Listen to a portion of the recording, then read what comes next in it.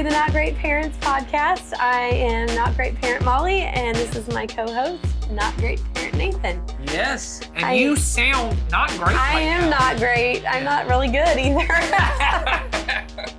I've been sick. We went on vacation, and picked up something along the way. Yeah, that's how it goes. But you're good enough because we were behind on recording to say, hey, let's try and knock something out. Yeah. So if it sounds at any point like Molly is doped up on it's probably because I am. Yeah, cold and sinus medication. That might be the reason. And so anything she says that upsets you or you disagree with, just go ahead and chalk it up to that. Yeah, anything I say, you can also chalk up to that. No. Nathan is responsible for anything that comes out of either one of our mouths today. Oh, wow. Now I'm responsible for you. No, you're not. Very good. But anyway, so on this podcast, we talk about what it means to be a not great parent. And what do we mean in particular when we say that? Well, when we say that we want to be not great parents, we want to be parents that don't chase after what the world defines as great. So That means busyness, success as the world defines it, money, experiences, all of those different things that we are striving to be parents who raise our children and define our families around the goodness that God has outlined for us in His words. And so we proudly say that we're not great parents. Yes. Yeah, and I think often when it comes to what we're talking about in this series, Parenting Makes Me Crazy. Yeah. When we talk about things like mental health, I think often for people, what greatness looks like is this idea of I'm going to live a life where I never feel down. Right. Or I never feel a little bit of, anxiety is such a loaded word these days. I never feel overwhelmed, or I never feel... or any kind of concern about anything. Out of control in any way. It's like I'm constantly living on cold and sinus medication. It's like you're living my life. I'm just doped up all the time. Day. Feeling good. But I do think people think that. I think they think the goal is I could get to a place, and a lot of people use therapy this way, but a lot of people use faith this way. Like God should make it where what a joyful, peaceful life is. Well, and we've said in previous episodes, frictionless. Frictionless life. That what they think it means is that nothing really bothers me too much. Nothing really makes me too sad or too upset. One of my girls said, I asked them the other day because they were feeling upset about something. And I said, and I said, something about, are you feeling sad? And they said, yes. And I said, why does that make you upset? And they go, because I don't want to feel sad. And I said, why? This is just how I indicate. I said, what a terrible life that would be if you never felt sad. Yes. And they were like, what? And I said, and I think all of us would understand there are things in this life that should make me sad. Right. When I was just at a meeting right before we filmed this. In fact, I do feel a little loopy because the meeting was very heavy. I was at a meeting with pastors in here in our community that are talking about the problem of racism in our world, in our county, how the church can kind of step into that. And when you listen to stories from people who've experienced racism firsthand, Molly would have had an even harder time than me. I'm a big feeler. Molly feels everyone else's feelings. I would have taken on every feeling in that room. People are crying, and I'm moved. I'm very moved, but I hadn't cried yet. And I just thought the whole time I was like, oh, I've got to film this podcast. And if Molly was here, she wouldn't be able to film. She wouldn't be able to film it. Maybe if I had enough of this cold medication, but most likely not, because I am very empathetic. The conversation we had there is when I read. We read a story that was really powerful, and then several people shared their personal life experience of racism, because these were both black and white pastors who are meeting together to talk about this. And so when they're sharing their stories, if that does not lead you to some kind of emotion similar to sadness. Yeah, something that you feel. I would say, oh, wow, something's not right that I can't feel that sadness. So we're not looking for a life where you never feel sad. No. Or that you never feel concerned. My daughters just went and had a karate belt test. Have I told you this? Oh, no. I knew they were doing karate. But I didn't know that they had gone into testing. Oh, they did their belt test. And one of my daughters, now, to an extreme, this would be, this is not the way we want to handle it. She had trouble sleeping for 3 nights before because she was just anxious about the test.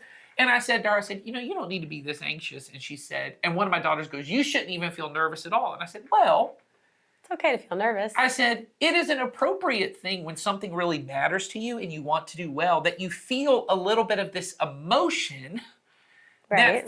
that feels like anxiety, whether you call it anxiety or excitement. But hers wasn't like, I'm excited to do this. It's like, I kind of want to get this out of the way. Yeah. Because I'm concerned about how I will do. Do I want a life where I never feel like something matters so much that I feel a little bit muted to everything? or that I go and I mean, we're both married, not to each other, but No. but we're both married, right? And when you ask your girlfriend to marry you, you want your heart to beat a little fast. Like, you want those moments. So the goal is not that I never feel a range of emotions. No. It's that you don't feel them consume you in that scenario. You 3 days of not sleeping Right. is not necessarily appropriate for the karate test. Correct. Or that I would not allow and I like the way you said consume, the emotion does not become my identity. There you go. That I do not, because I think that's the struggle for those of us who've struggled with depression. I didn't realize until I went to a counselor that I struggle with depression. I have bouts of it myself. I never knew. I didn't know, oh, that's what that's called. I was always like, oh, I'm a half glass full person, so I can have that. Well, I always saw it as, and this is the part where he kind of explained it to me, the depressive mindset I had, it was that it became my general outlook on life. Okay. It's not, hey, when I'm sad because a sad thing happened. Right. Right? If you lose someone you love. It was just a state of being you were in. Right. It's, I'm sad and nothing has happened. I'm just, or for me, it wasn't sad. It was, I'm angry all the time because I have such a negative outlook on everything. I was identifying with the anger. Okay. I was making decisions because of the anger. Right. It was becoming my general outlook. It was consuming you to some Yes, extent, whether you were aware of it or not. Yes. And so great parents and great people are trying to pursue this frictionless life where nothing makes me sad, nothing gets me too worked up, nothing whatever. And that's not really what the goodness of God is. The goodness of God is I am a full human being who feels a full range of emotions. Right. But I'm able to, and this is the way I say it to myself and I try to say it to my kids, is I meet God in that emotion. So when I feel sadness or disappointment, You meet God there. I come to God and I say, God, this is what I'm disappointed about. And maybe it's something like racism or the struggles of someone that I love that I look at and, God, this is right that I'm upset about this.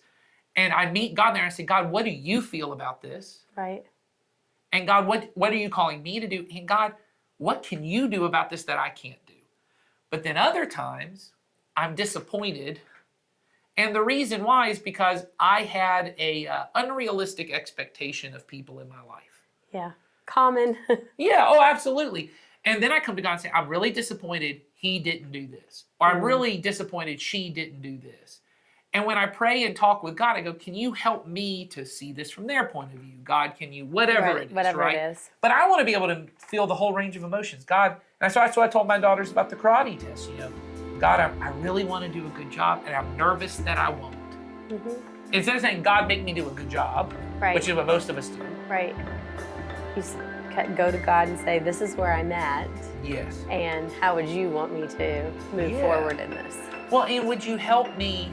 Because we're doing it together with God. So it's asking him into your emotions, saying, this is what I'm feeling, and God comes alongside with you to work through that.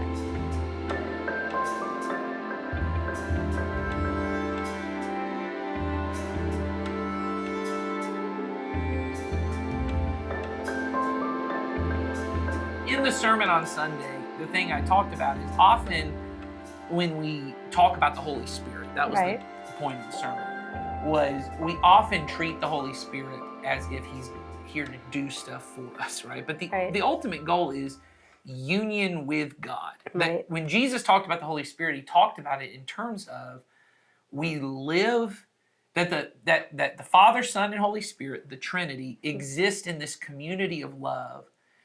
And the goal of life is that Jesus says, just as I am in the Father and the Father is in me, you too can be in me as I am in the Father. He's inviting us into this community of love. Right. So that's the goal. The goal is not to have a frictionless life, The goal is to have life with God. Right. Which encompasses all those things. Right. And the goal is in every moment, as I'm filming this podcast and I'm talking with Molly, and I'm feeling guilty for For what? all different things that have happened. As you start to Wow. we are both barely making it through this episode. Are you taking my medicine too? I don't know what's going on. All right. No, but I know what you mean. As we're sitting here, no matter what feelings we're having, I'm trying to bring God into this moment. Right. I want God to be a part of whatever this is.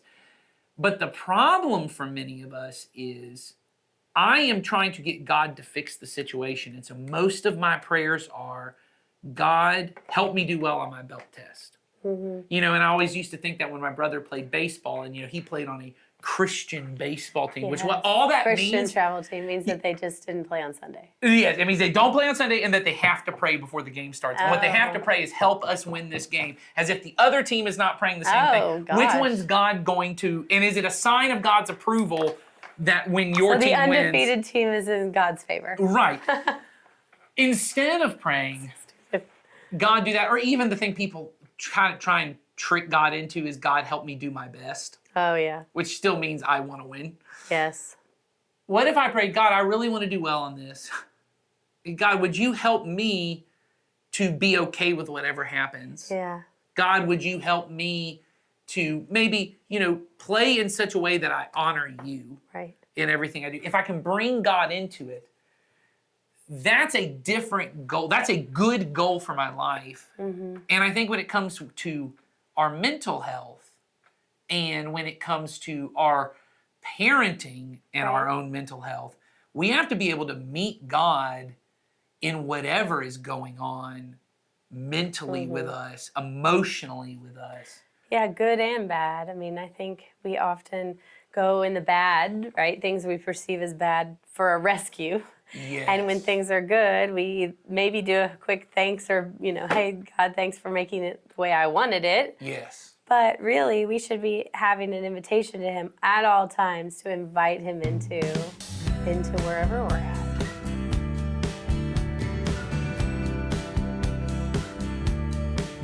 So in our last episode, we talked about feelings and identifying our feelings. I know I talked about how I'm not very good at identifying my feelings sometimes. I think we all struggle. And so, yeah, I think that's pretty common. And so let's talk a little bit about what that looks like in our lives, where we have a hard time identifying that. And then let's move on to kind of how we can identify them. So for me, it often looks like I am feeling a lot of things. I have yet to identify what they are. And so I feel like I'm at a boiling point. Not necessarily anger, it could be I'm just feeling maxed out, and I haven't identified what it is that's making me feel that way. So I often am sort of sitting at this point waiting for something to trigger me or to push me over that edge. I think often for parents, what it is that triggers us and sends us over the edge is I was not actually talking to a parent about this. I was talking to a church leader about this, and I was saying to them, when you start to lead, you don't just care about the people that you're leading the ministry for. Like if for you, you're a children's pastor, and so you know you get into it because you want to help children come to love Jesus. Right. And so that's your kind of first audience. But then when you become the children's pastor, you have all these volunteers and families and parents. That's right, and the volunteers also care about the children. But what happens is they have frustrations with the kids or whatever it is. And you have your own frustration just with like leading people. Yes. But then you, as the leader, start to take on their frustrations. And their frustrations becomes like a pressure cooker. It actually pushes your frustration. You don't just stay with what frustrates you. Their frustrations push you up. And I think with parenting, it's the same thing, which is you already have ordinary stresses of going to work, dealing with your friends, and if you're married, your spouse, and there's conflict that comes with all of those. All the responsibilities of just being an adult and a parent, and making sure that you're financial stuff. Yes, or planning for future things. So all of that's this level of stress. Right. And then you have these kids, and the older they get, they start having their own stress. And especially the more of a feeler you are. Yes, the empathetic feeler. You start to take on their stress, and it becomes the thing that takes you over the edge. And so what often happens, I notice with myself, I notice a lot with my wife. She very much takes on other people's emotions. The reason it's hard to untangle all of that is because your stress, your feelings get tangled up with their stress and their feelings. Plus, you've got past hurts and past experiences that are all weaved into that. And the way I heard someone recently talk about this idea is they said, our world is so busy. We're constantly moving. And it's almost like, if you take a bottle like this, it's just like your life is just constantly getting stirred up and shaken up. And the example he used was he took a bottle of water that had been taken from a lake, or something I think it was so kind of grimy looking, maybe. Yes, and it has all that sediment in it. And he goes, when you shake up a bottle like this is clear water. You can't see it. Hopefully. Yeah, hopefully. When you shake it up, you don't see it right away. But when you put it down, it takes a long time for all that sediment to settle at the bottom. Right. And what he said was, most of us live in such a way, whatever junk we're carrying around with us, it never settles unless we will get quiet and still long enough to allow everything to settle.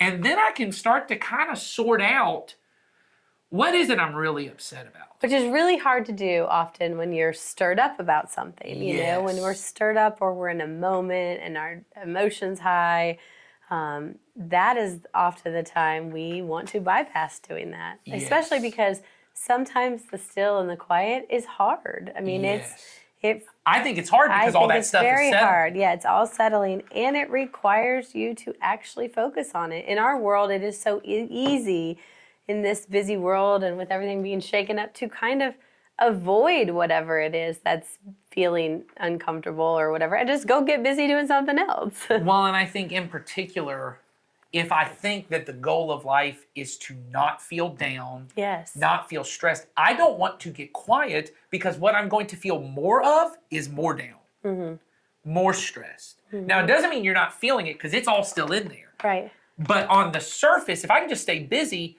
there's lots of energy, there's lots of movement. I don't have to think about it. But the moment I get quiet, the moment I try to go to sleep, the moment I have all these things, well, now I'm having trouble sleeping. Now I'm having all these different things because all that stuff is settling. Yes.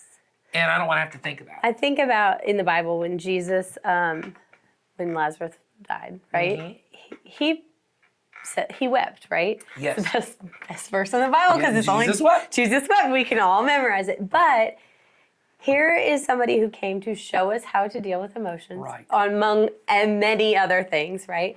And didn't probably have to, you know, and instead, could have potentially changed the course of what happened there, yet allowed it to happen and gave an example and didn't run from the feeling, just sat there and felt the feeling and wept. And we, for me, it's easy to try to run away from a bad feeling. But I think if you look and we have this great example of that was his best friend, like that would have been incredibly painful, but yet he allowed himself to feel all those feelings.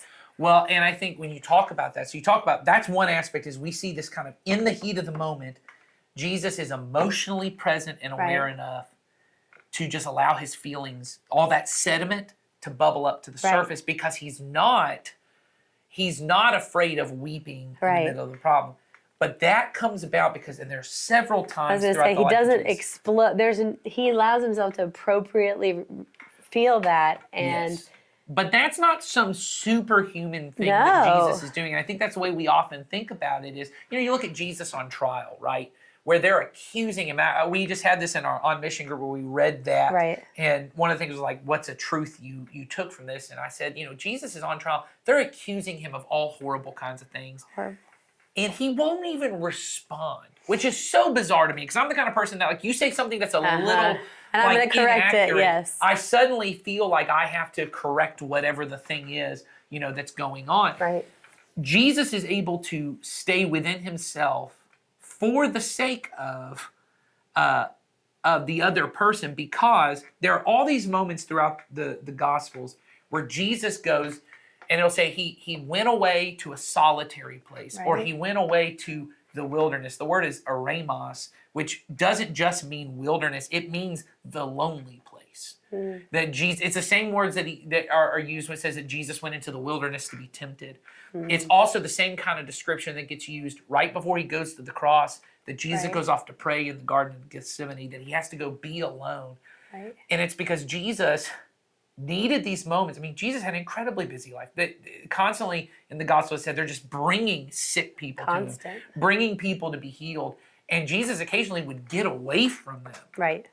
Because he goes, I need to go be with my Father in the eremos, in the quiet, lonely place. And that's what gave Jesus the ability to be emotionally, physically, spiritually present. And most of us, what I want when I'm really stressed and my kid is having a meltdown is I want to be emotionally present with them. I want to be able to sit and go, hey, this isn't as big of a deal, and I'm here with you, and I love you, and you can cry as much as you need to, and I'll help you do it. But isn't that what we want from our Father? Yes, but what happens is when I'm up here all the time, and what happens is I was at work, and someone made a comment about something I did, and I never really addressed it, but I took a little bit of bitterness with that, and then my spouse brought up something I didn't do right, and I felt a little insecure. And that insecurity brought back some feelings I have about my dad or my mom, and that comes into the mix. And see, all these things are piling on top of each other, and I don't know that those things are happening. And then all of a sudden, my kid, I'm trying to get my kid in and out of the grocery store, and they're exhausted, and they are screaming and crying, right? Because they left a teddy bear in the car. They have one thing after the next. And then all I can muster up in that moment is, will you shut up? All you ever do is whine about the smallest things, which is not what I want to do. It's because I've been carrying all that other stuff.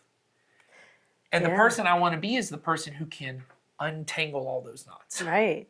So when we're talking about Jesus and him going off and doing things, I think of it as Jesus was doing the work, right? Right. So we always say they were doing the work. So Jesus was doing the work, and to him it probably wasn't in that moment, but he was making sure that was the number one priority. He was connected to his Father so that he could then address whatever scenario he was in. Yeah. So let's talk about how we can do the work, or how we, can, as parents, can stay connected with our Father so that we come into different scenarios prepared and we have trained ourselves to be able to handle these things. So I think it does begin with we too have to go off to the lonely place, the quiet place. No one wants to do that. And I think it needs to be fairly regular. The best thing that ever happened in my life when I went to counseling, it wasn't even just what the counselor said. There was a lot of helpful things that they said that helped me. What became clear to me in that moment was I did not know what I was feeling, and I thought I did. The thing he mostly made clear to me was, you don't know yourself as well as you think you do. And I'd been, at that time, very lucky to be in a college course that was about the Psalms. And I read several books about praying through the Psalms and this idea of just going off and kind of being honest with God and praying through that. And I read this book in, not that time, it was a little later, but I had set up during that time this long extended quiet time. And this was before my kids were very old. And in fact, we hadn't even taken our 3 girls in yet that we adopted. So it was just our firstborn daughter in the home with us. And I would get up and have, a long time, longer than I have now. I would have like an hour and a half, 2 hours of just silence in the morning. Yeah. Where I would often just sit there quietly. And I might read a psalm, I might do something else. And then there was a lot of things that God was exposing at that point. I began to kind of think through things. I go, man, I'm really frustrated today. Why am I frustrated? And I go, no, I'm not really frustrated. That's not right. What am I feeling? And I go, well, I'm mad at this person. Why am I mad at them? Well, they said this. Why did that upset me? Oh, it's because I felt disrespected by them. Okay, I felt disrespected. Is that what's upsetting me? And I go, no, that doesn't sound right either. You know what it is I really want people to admire me. I really want people to only think that I am capable and strong and admirable and that they almost are impressed by me. Mm-hmm. And then I go, well, Is that what you want, God? yeah. Well, and ultimately what I want is this is the way I say it. And I think we have to struggle with this sometimes. I'm not saying there are bad emotions, but I may have motivations that are not godly. Right.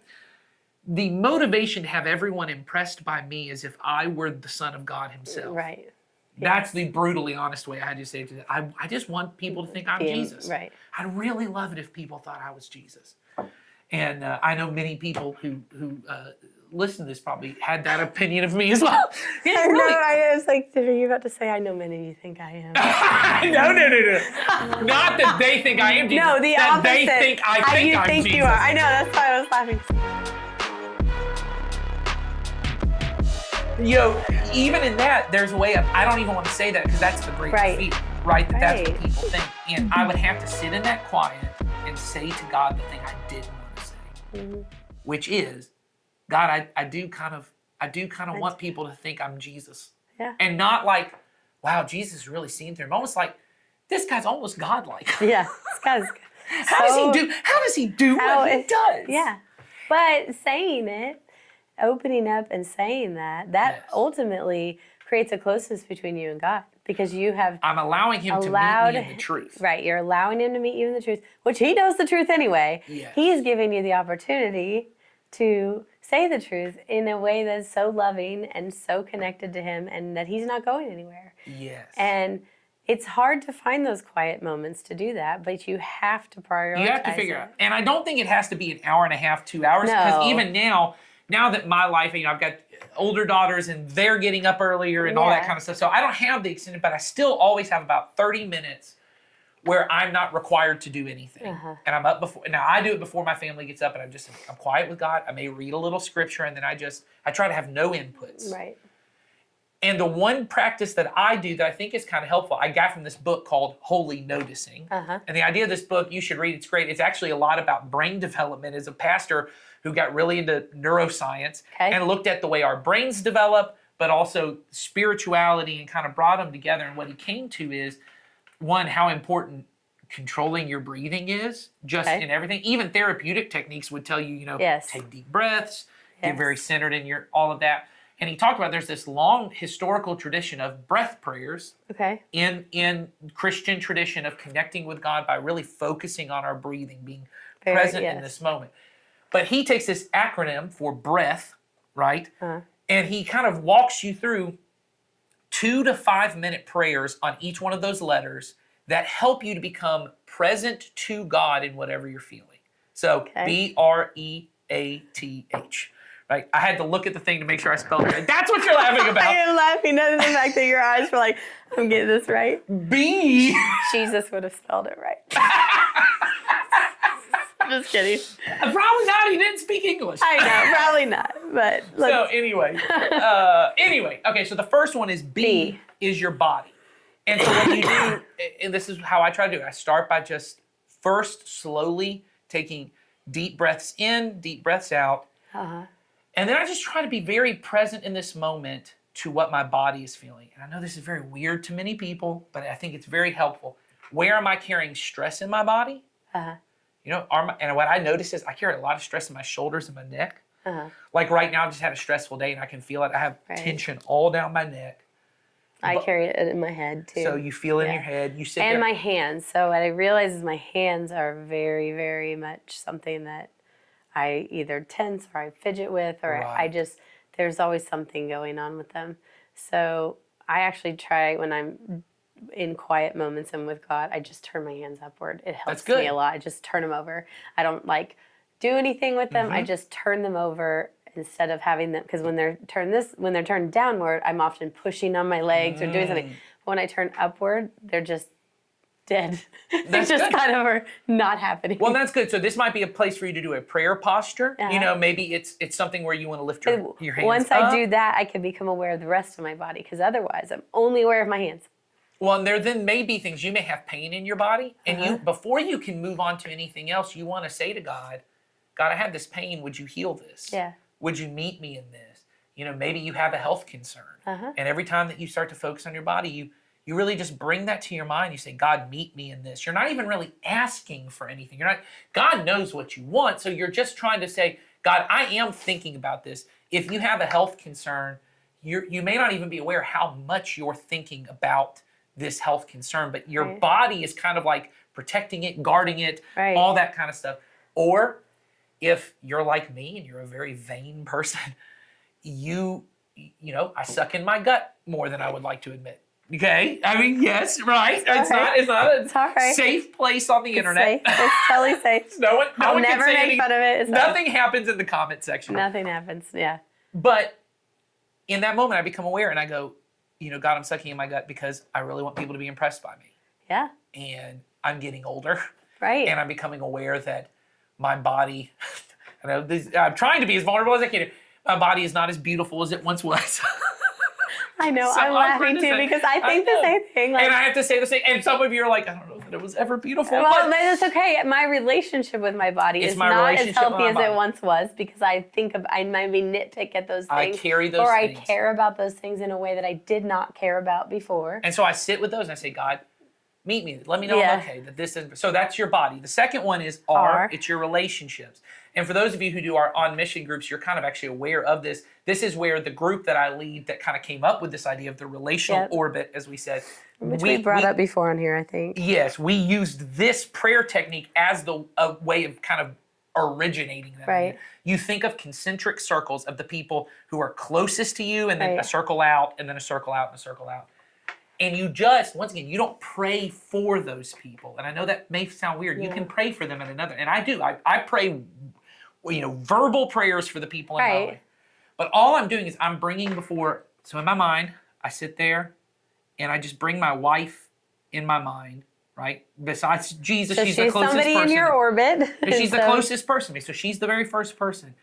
And I allow whatever feelings are there. And sometimes something comes up and I go, oh, I'm a little disappointed by something I thought she was going to do that she didn't do. Or I'm a little frustrated by this. Or, man, I'm just so grateful for her. Or, man, I just feel so much joy. Whatever I feel, I bring that before God. And I think about my kids.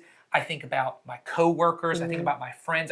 You go all the way out. Right. Once again, about 2 to 5 minutes. You don't have to hit everybody. And you allow whatever those things are within you, that sediment, to rise to the top. And you kind of hold it before God and you say, is there something there? And then you allow Him to come in and work on with you whatever may or may not need to be done in that. And often that relational part brings up a lot of complicated feelings. Oh, for sure. Which will be addressed in future ones, but that's why the next part is actually E, which is your environment. Okay. Because you almost you need a breath from that. So what you do then is you start to, and I remember Jason actually teaching us this when he talked about panic attacks of, the 5 things that you see, the 4 things you hear, or whatever the number is. You start to focus on something external. Yeah, God, where are you present here in the noises around me, and the things I smell, and the things I feel? And you're just trying to be present in this moment. You're trying not to get freaked out about things in the future that are coming up, or trying to go back to some past moment where you got really hurt or whatever. You're trying to just be present. God, meet me here. Then you move from that to A, which I hate. It's afflictive emotions. It feels like emotion should be the E. It does. But this is where, throughout this process, when I've thought about maybe my insecurities about my body, or my fear things about a health concern, you like that, or a relational thing that has come up, right? At some point, something has now risen up, and there probably is some emotion that is afflicting me, like a pain to me, right? Like if you're frustrated with somebody. Yes, or I'm insecure about something. Yes, the way you respond and react to that person may be different, and probably not as God-honoring as it should be, because you're wrapped up in that afflictive emotion. So I'll say one say one, once again, just to be vulnerable here. Okay. That bubbled up for me while I was doing this the other day. In my relational one, a person, one of the other teachers, I won't say which one, they can decide, Jason or Ed, which one I'm talking about. One of them had written a sermon, and they sent it, and it was really good. And I first was like, man, I'm really thankful that was good. And then the second thought I had is, what if everyone thinks they were better than me? Well. What if they all thought he was more impressive in his sermon than I was? So that afflictive emotion starts to rise up. It's insecurity. Yeah. It's, it's not even a negative thing, but at first it feels like a negative thing about that person. Right. Yes. And then I go, why am I seeing this brother as a threat to me? This is a brother in Christ. Yes. Why am I thinking of them as a threat to me, right? This is someone I love and I care about.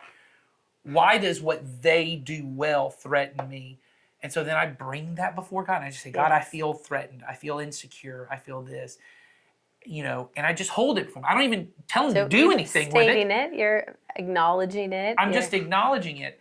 And then you move to T, which is your thoughts. Right? Your thoughts. And so I start to go, what thoughts are leading me to this afflicting emotion, which is maybe if people really respect and admire this person, somehow that takes away from their respect and admiration for me. And whether that's even true, maybe it does. Yeah. Is my worth based on what other people think? What other people think about this person? Yes. Or what they even think about me, And then I'm able to go, what is the true thought that I want to hold? Right. Which is, I have value in God's kingdom, and this is a brother I love, and I'm very proud of what they're doing for our church because I think what they're going to say and speak is going to be helpful to people in our church, and I want to honor that. Which then goes to the H, which is your heart. And it's your will is really what it is. It's your so often we think I am my feelings, right, or I am my thoughts. But the thing that really is most true about you isn't those two things. It's your will. Right, and we can control both our thoughts and our feelings because based on our will. Yes, that my will can influence that. But what we don't realize is, because it's the final part, those other things that are under the surface, they affect it's like an iceberg. They affect what's on the top. Right. And so in that moment in my heart, in my will, I say, what do I want? Well, what I want is I want to love this brother and honor him. I love my church and the brothers and sisters and be helped by this person, right? And so then from that, I just sent a message to that person and just said, hey, this was a really great sermon. Mm-hmm. Thank you for Thanks for making me look bad. I didn't include that part. I'm totally kidding. I did include it. I just said, hey, thank you. Thanks for writing this, And I tried. Because you knew what you really ultimately wanted. And then you acted on with the appropriate action to support what you really wanted and you knew was correct. Because you had spent that time with God, you knew He also wanted that same thing. Yes. And so that quiet time affirmed that for you and gave you the non-selfish response of responding to Him that way. And so often we feel guilty for that afflicting emotion. Right. And I feel like, before I even get to that, I feel bad in my relationship. And see, here's the truth. I was even telling this. Sometimes because I'm insecure about how well this person's doing, that triggers all my body insecurity too. Oh, yeah. You know what I mean? Like all of that's a part of it. All the things. And I don't even realize that. And now I have this negative feeling about a person I love and I don't know where it's coming from. Right. You run into that person and you're like, oh yeah, I bet you think you're so great. You just think you're so great. But you're sucking in your stomach too. And you don't even realize it. And then you run into your kid and they say something that triggers that same insecurity. And it's been bubbling all day. And then you vomit on them. And then we just, that's exactly what we don't want to be doing. No. And so, I don't think it's possible in the moment to be emotionally present if I haven't practiced being emotionally present at to some God. Point in that time. Yes. And so my encouragement to people, and this was not... I mean, you're not going to stop at say you're feeling all this and, your kid's about to come in and say that thing that's going to push you over there. You're not going to go, hold on, I got to do my BREATH. Before you come, I got to... This work is done in advance so that you stay in a constant connection with God, so that when these things come up, you might know, hey, I need a minute. Yes. You might be able to stop and say, I need a minute. But you also may know, God, we've already covered some of this. You know how you want me. I know how you want me to respond in these scenarios. Yes. And this isn't even to say, I told you an example where it worked out, but I told on the podcast a couple episodes ago how I had a panic attack at the gym. And it really was because I was not being honest with God. And I realized the next day when I did this prayer of, here's what led me to be so overwhelmed in that moment to do that. So this is not to say Nathan's got it all figured out. It's to say, it's to say, this is a thing I have seen that helps me. And when I do it, and I do it right, I have noticed myself to be able to be more connected with God and more emotionally present with others. Right. Which is the goal, is I want to live life with God and honor others. Yeah. So, and we want to teach that to our kids. And so yeah, if we can't do that's it, the goal, yeah. if we can't do it ourselves, it's hard for them to see it. Yeah. So I'm going to try it. We'll see. Well, we'll see what happens. I'm going to be like BREAT. What was the E? Is it emotions? Like, no, it's not emotions, because emotions is A. It's the environment. I'll get that one. It's like A for effort. Yes, exactly. You get an A for effort. For me, I mean, get just starting with the stillness is changing my prayer life over the last couple of years has been important for that very reason, because I am emotional, I am a feeler, and not having any quiet, which has been in the past, has had detrimental impact on things. Yeah. And so knowing that I'm going to have that every day at some point has made a big difference for me. Now, so get through the acronym though. I like it. Yeah. So hopefully you guys, whether you try the acronym or not, I think the beauty of it is it kind of shows you how to whittle down to the things that really matter. And invite God into your emotional, right where you're at emotionally, because he wants to be there. He's there, but you have to be open to what to including him, because he is doing life alongside of us. And we need to know, ourselves, we need to be aware of that and present with him as well. Yes. So we hope you guys try it. Yeah. Well, thanks for joining us today. If you have questions for us, or you want to add comments or anything like that, there should be a show note. There should be show notes depending on which platform you're watching. Yeah. And go to YouTube if you can't see the show notes. If you can't see the show notes, go to YouTube. There's a link in the show notes, or there's a link in the show notes for questions, comments, whatever. And we love to hear from you guys. So feel free to click on that. Otherwise, we will see you next time when we'll be talking about some more crazy. Yeah, that's right. Tell us what makes you crazy. All right. Have a great one. Good one. Oh, yeah.